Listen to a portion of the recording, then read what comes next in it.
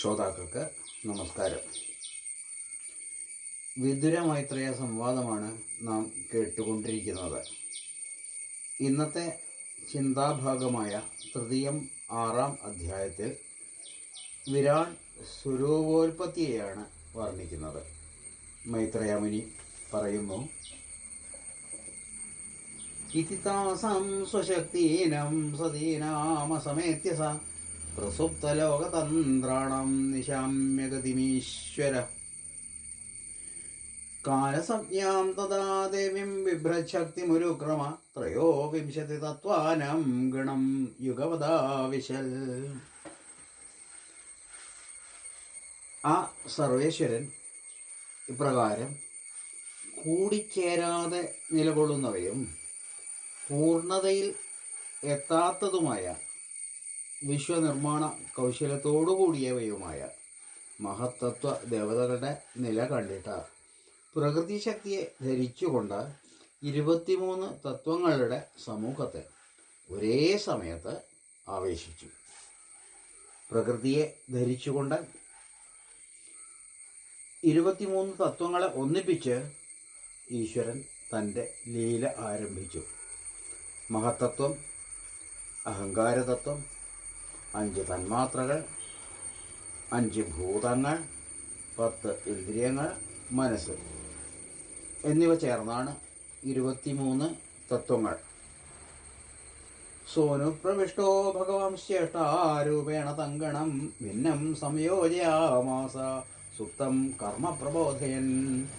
എല്ലാറ്റിൻ്റെയും അന്തര്യാമിയായിക്കൊണ്ട് ആ 23 തത്വങ്ങളെ തൻ്റെ ക്രിയാശക്തിയാൽ തത്വഗണത്തിൽ ലയിച്ചു കിടക്കുന്ന ക്രിയാസത്തയെ ഉണർത്തിക്കൊണ്ട് സംയോജനം ചെയ്തു. സർവേശ്വരനാൽ പ്രേരിതനായിട്ട്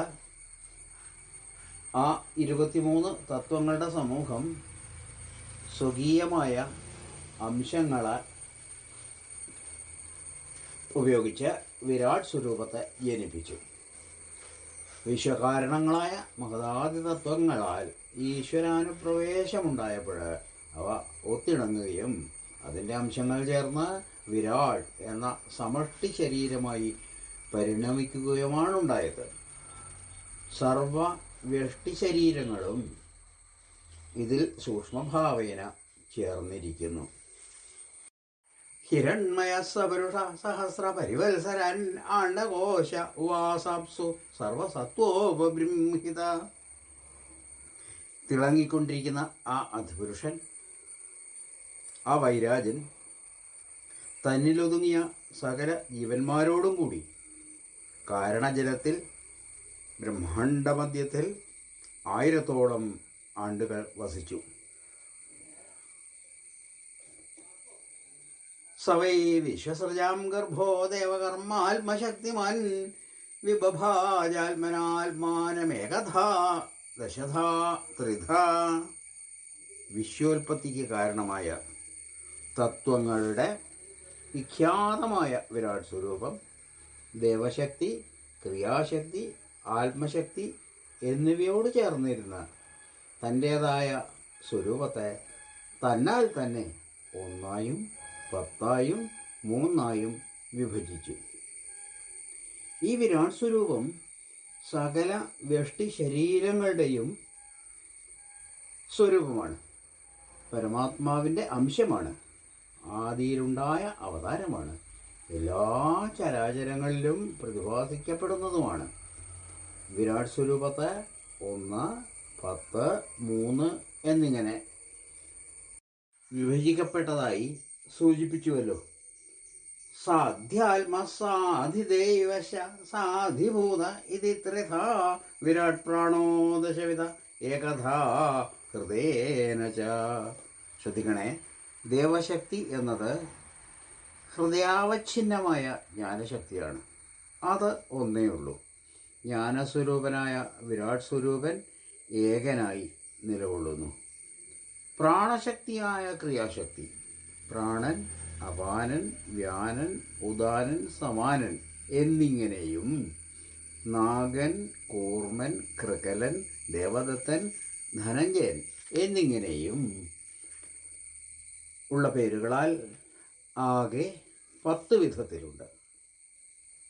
ആത്മശക്തിയാണ് ഭോക്തൃത്വശക്തി. ഇത് ആധ്യാത്മം, ആധിഭൂതം, ആധിദൈവം എന്നിങ്ങനെ 3 തരത്തിലാണ്.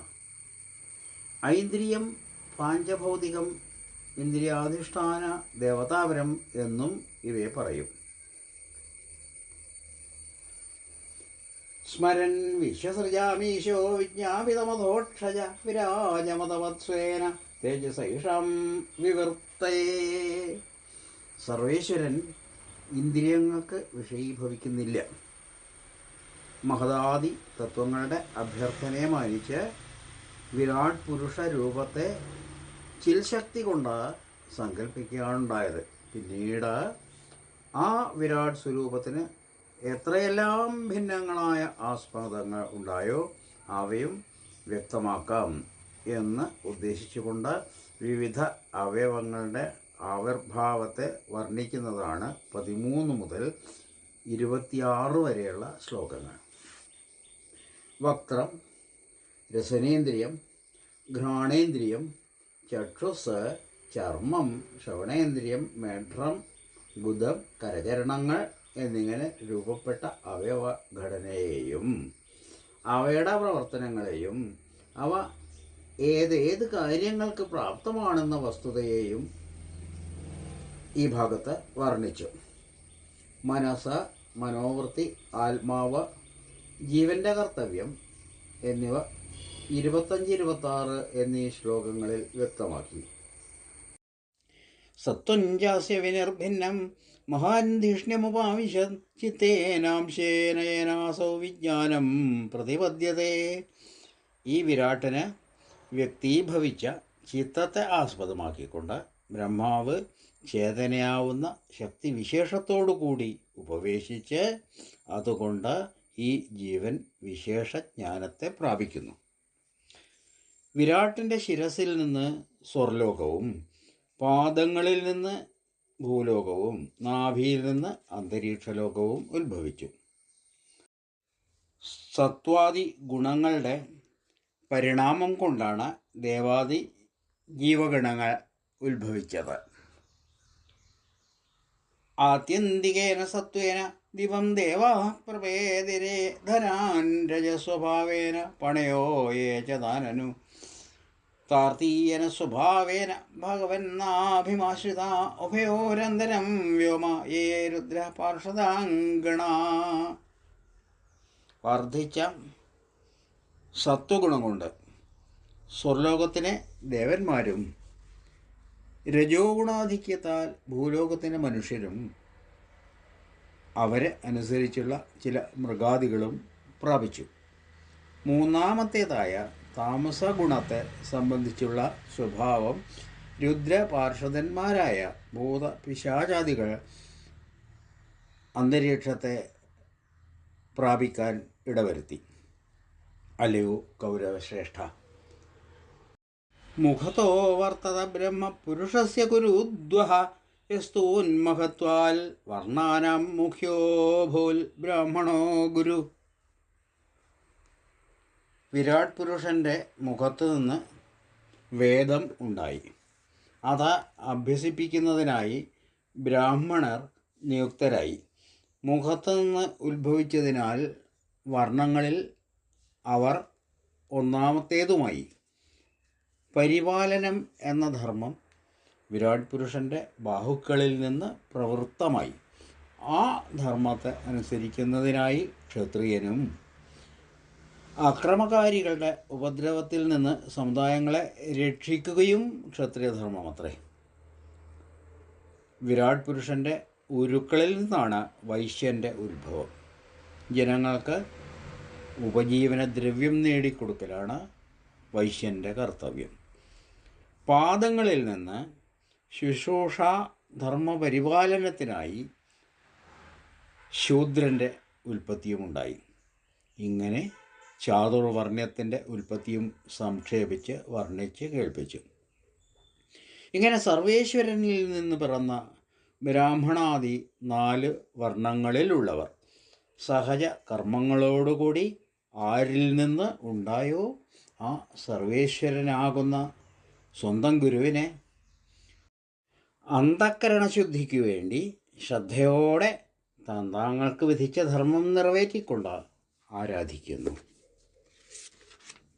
ഈ വിരാട് സ്വരൂപത്തെ പൂർണ്ണതയോടെ നിരൂപണം ചെയ്യാൻ ആർക്കും സാധ്യമല്ലെന്ന് മൈത്രേയ മഹർഷി പറഞ്ഞു.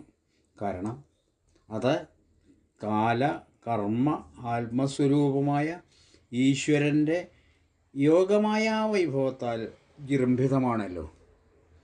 ഹേ വിതുരരെ, അങ്ങനെയാണെങ്കിലും മറ്റു വിഷയങ്ങളാൽ അശുദ്ധി ബാധിച്ച അവനവൻ്റെ വാക്കിനെ ശുദ്ധീകരിക്കാനായിട്ട് ശ്രീഹരിയുടെ കീർത്തിയെ കേട്ട് ധരിച്ച വിധത്തിൽ എൻ്റെ ബുദ്ധിക്കനുസൃതമായി ഞാൻ കീർത്തിക്കുകയാണ്.